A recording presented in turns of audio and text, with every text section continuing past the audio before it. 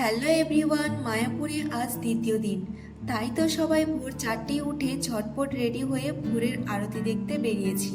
আমরা এখন মন্দিরের দিকে যাচ্ছি। আমরা যে ভবনে আছি মানে গীতা ভবন থেকে মন্দির যেতে 5 মিনিটের হাঁটা পথ। আর এই কুয়াশাচ্ছন্ন ভোরের ওয়েদারে হাঁটতে কি যে ভালো লাগছিল কি বলবো। কত বছর আগে যে ভোরে উঠেছিলাম তা মনে নেই, তবে মায়াপুর আসাতে আজ ভোরে উঠেছি। তো মন্দিরের একদম কাছাকাছি চলে এসেছি। ভেতরে যেহেতু ফোন অ্যালাউ নেই তাই মন্দিরের ভেতরটা দেখাতে পাচ্ছি না। তো আরতি দেখা হয়ে গেছে, এখন এক এক করে সবাই বাইরে বেরোচ্ছে। আর এই দেখুন নতুন মন্দিরটা, যেখানে দাঁড়িয়ে সবাই ছবি তোলে। এতদিন তো ফোনেই দেখেছি, আজ সামনাসামনি দেখে বেশ ভালো লাগছে।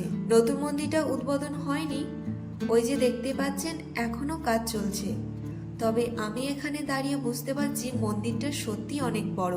আর এই যে মন্দিরের চারপাশে লাল বিল্ডিং গুলো দেখতে পাচ্ছেন, এগুলো কিন্তু এক একটা ভবন। যেমন এটা হচ্ছে চক্র ভবন, আর এটা হচ্ছে পদ্ম ভবন, আর এইদিকে রয়েছে গীতা ভবন, যেখানে আমরা স্টে করেছি। তবে গীতা ভবনে স্টে করলেও আমরা ঠিক করলাম লাঞ্চটা গদা ভবনে করব। তাই মন্দির থেকে ফেরার পথেই লাঞ্চের টিকিটটা কেটে নিয়েছিলাম।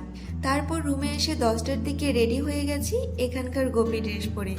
তো সবাইকে গোপী ড্রেস পরে কেমন লাগছে কমেন্টে অবশ্যই জানাবে। তো এখানে যতগুলো মন্দির দেখার আছে সবটাই দেখার চেষ্টা করব। তার জন্য একটা টোটো রিজার্ভ করে নিয়েছিলাম। মন্দিরগুলো খুব একটা দূরেও ছিল না, তবে হেঁটে হেঁটে দেখাটাও একটু চাপের ছিল। আপনারা কেউ আসলে অবশ্যই টোটো করবেন, তাহলে মন্দিরগুলো দেখে কমপ্লিট করতে পারবেন। প্রথমে গিয়েছিলাম ভগবান শ্রী চৈতন্য মহাপ্রভুর জন্মস্থান দেখতে। এখানে তো অনেক কিছুই দেখলাম, কিন্তু ওই ক্যামেরা অ্যালাউ ছিল না। তারপর সেখান থেকে বেরিয়ে একটা আখের ঠেলা দেখতে পেলাম। তো প্রচণ্ড গরমের জন্য জল তেষ্টাও পাচ্ছিল, তাই আখের রসটাই খেয়েছিলাম।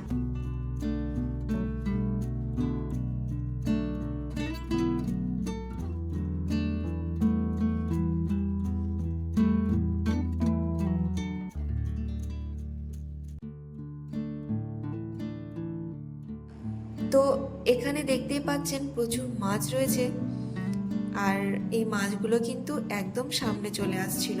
তারপর সব মন্দির ঘোরা হয়ে যাওয়ার পর লাঞ্চের লাইনে দাঁড়িয়ে পড়ি। দেখতেই পাচ্ছেন কতটা ভিড়, কিন্তু ভিড় মনে হলেও এখানে 4টে রো করা আছে, যাতে ইজিলি এক এক করে পাস হতে পারে কোনো রকম ধাক্কাধাক্কি ছাড়া। তো ফাইনালি ভেতরে ঢোকার সুযোগ হয়।